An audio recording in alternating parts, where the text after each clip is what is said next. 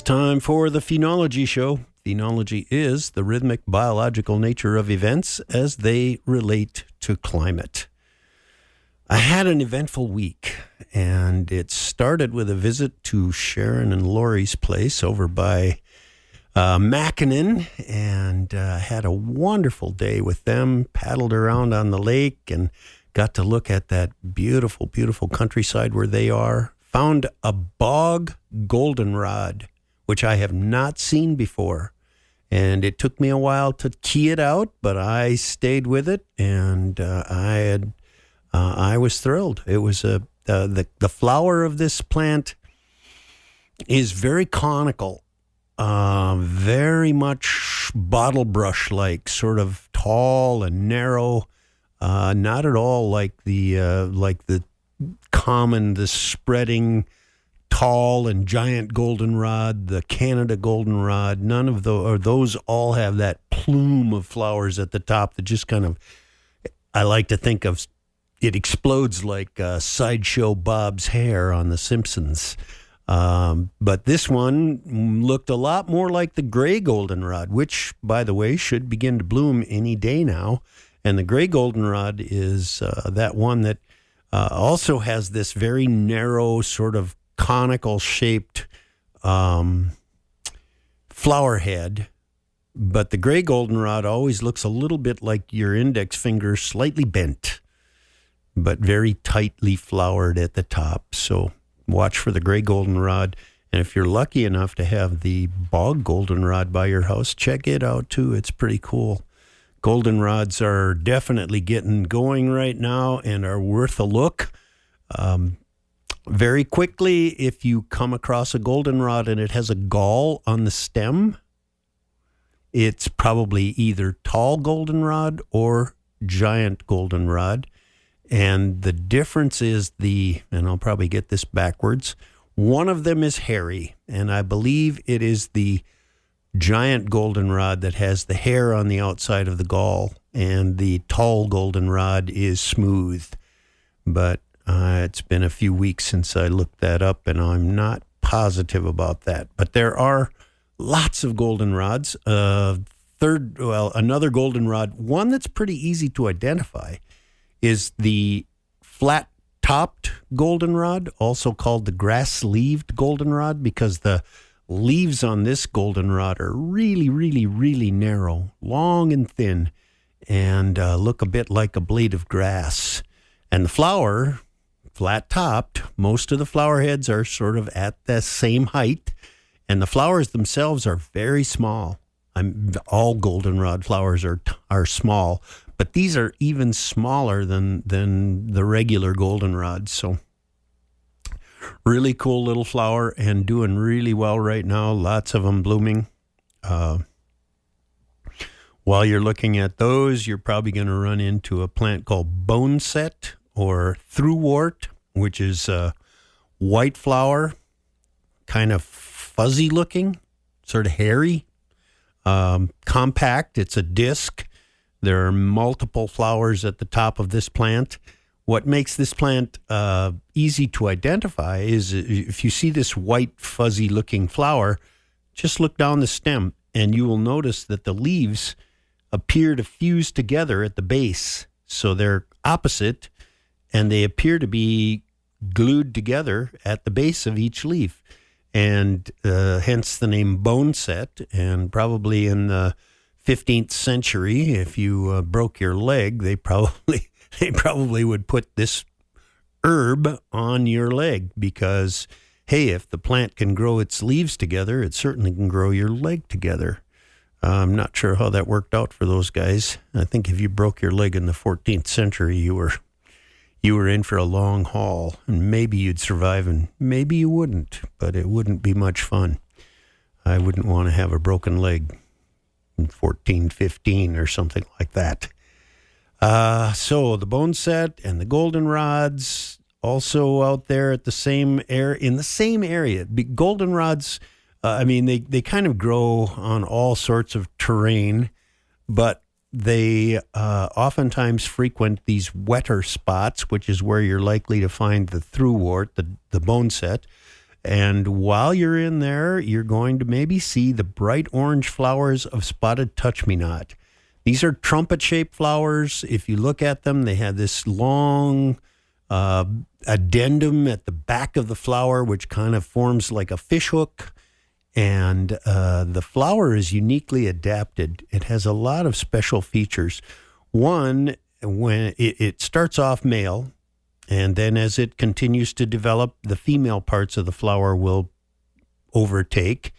And so if you're a hummingbird, for example, and you come in there and you know that nectar's way in the back around that corner, you sort of hover there with your beak stuck in the flower, and then you stick your tongue in and around that corner at the back to the bottom of the hook, and you get the nectar that's back there. Well, while you're doing that, the flower is gently going to lean down and put a little dab of pollen on your forehead. And when you go to the next spotted touch-me-not, if it is ready, it will accept the pollen. If it's at the female stage of its development, it will accept the pollen.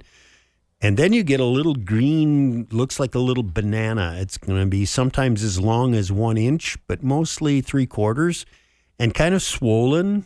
And if you touch it, it's going to explode. Its shell is formed of 3 distinct sections, and they are under tension. And once that tension is jostled, once the release is given, those 3 coverings, I can't think of what they might be called, the 3 parts of this seed pod roll up very quickly. And while they do that, the seeds go flying in every direction. So touch-me-not, that's the name. The flower also has this feature, which is kind of unique in that it creates a flower that never gets pollinated.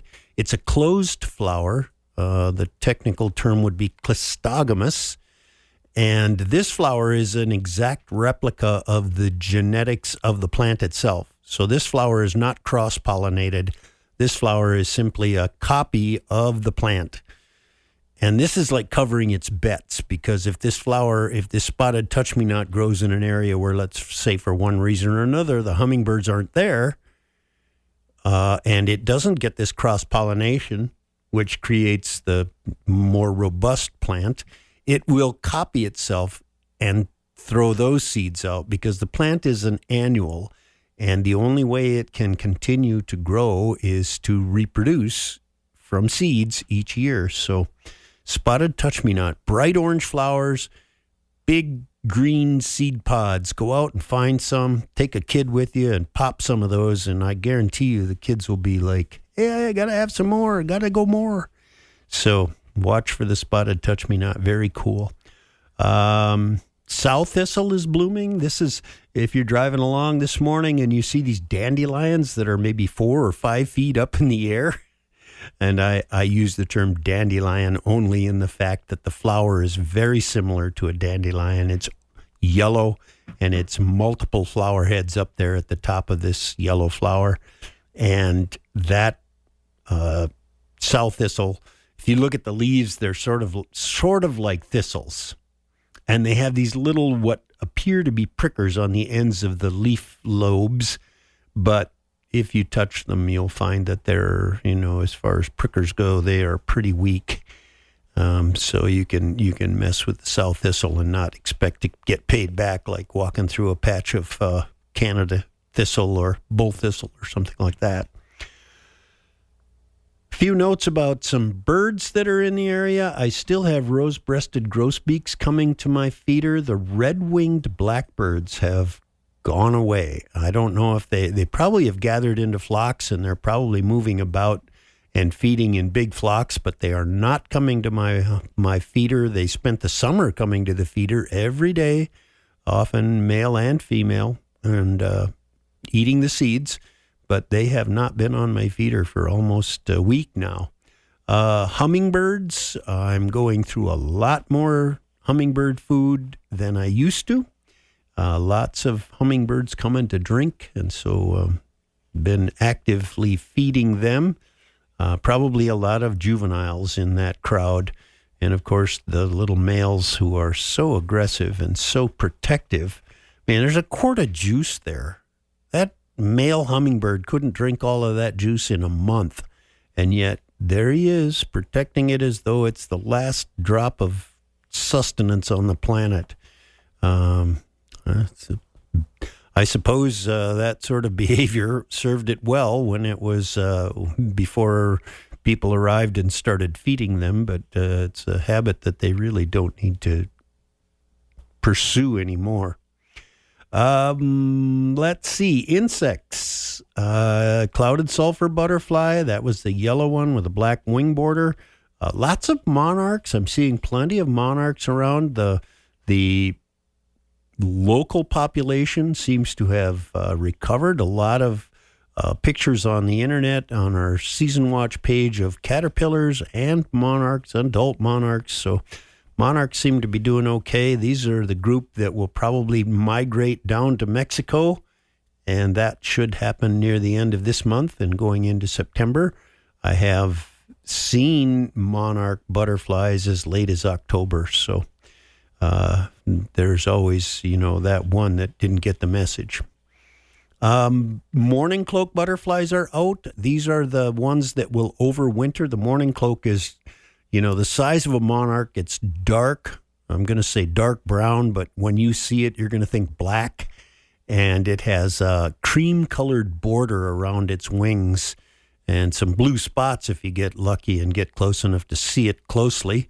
But the morning cloak butterfly is out and flying around right now. It will find a spot and hide out for the entire winter.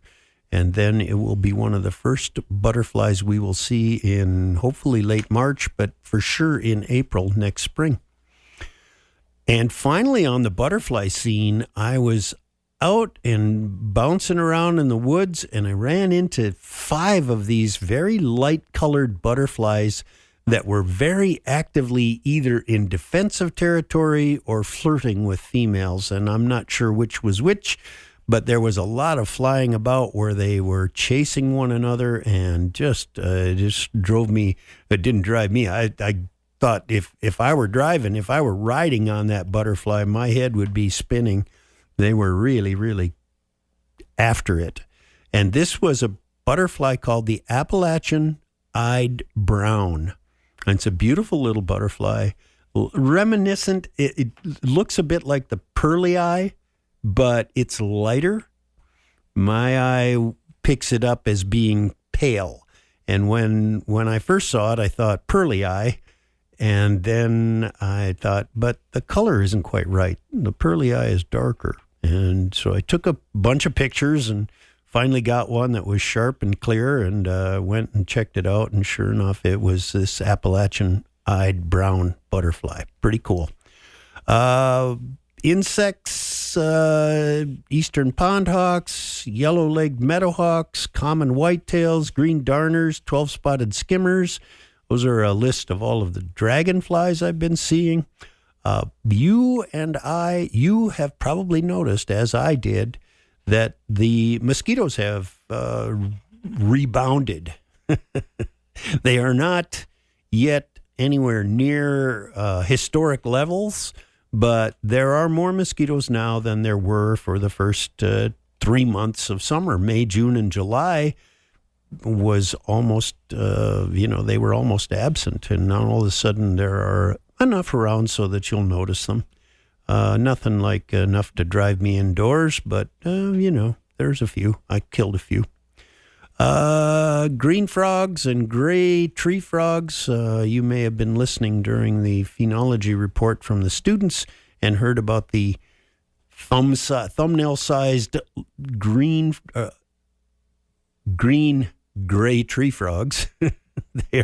They're gray tree frogs. They can turn green when they need to, and they're coming out. They have just emerged from the water, and they are kind of hopping around on the leaves of the cattails. So check those out. I've seen my last fireflies, I believe. It was about a week ago that I noticed my last fireflies. Walking through the woods yesterday, I was intrigued by the sight of a lot of leaf miners. And I keep waiting for one to spell out a word or two on the leaf, and especially on the large-leafed asters. there's a leaf miner that works on those. Now, a leaf miner is a tiny insect. The fly lays the egg. The insect, the pupa, the little worm, gets in between the layers of the leaf and eats out the inside. Imagine a peanut butter sandwich, and all you do is eat the peanut butter from between the two layers of bread. That's a bit overstated, but that's essentially what's happening with the leaf miners. And as I said, I keep waiting for them to spell me out a message like, take your leader to me, or something like that. Anyway, check out the leaf miners and enjoy their little designs that they're putting on the plants. As far as the berry season goes, we're running toward the end. Choke cherries are gone at my house. Choke berries are just getting ripe. Pagoda dogwoods are, as they ripen, they're being eaten. This past week, I told you a week ago that if you wanted hazelnuts, you better get after them. At my house, they went from plentiful to almost none in the last week. So the squirrels and the chipmunks and the deer and the bears, and I once saw a woodchuck up in a hazel brush. They are definitely after the hazelnuts, and they are taking care of them in quick order. Bur oak and red oak both are freighted with acorns. It looks like a pretty good year for both of them. The bur oak, the white oak, is more preferred as a food source, but the red oak is certainly putting out a lot of acorns this year, and we'll see how that works out for them. Nannyberry the berries are still quite green, and I'll just have to watch and see what happens and see how they come along. And while I was stumbling around in the woods the other day, I came across baneberry, which is a bright red berry on a short bush. Baneberry, if you remember your Shakespeare, a bane is a curse. Don't eat them. Also, the mountain ash, the showy mountain ash, is the berries are starting to ripen on those. Most of the mountain ash you see in town, in people's yards, has a different phenology, and that is not the native tree that I look at. The one that I look at is Sorbus decora, and it is called the showy mountain ash, and it is native to Minnesota, grows in the wild. I have several on my property.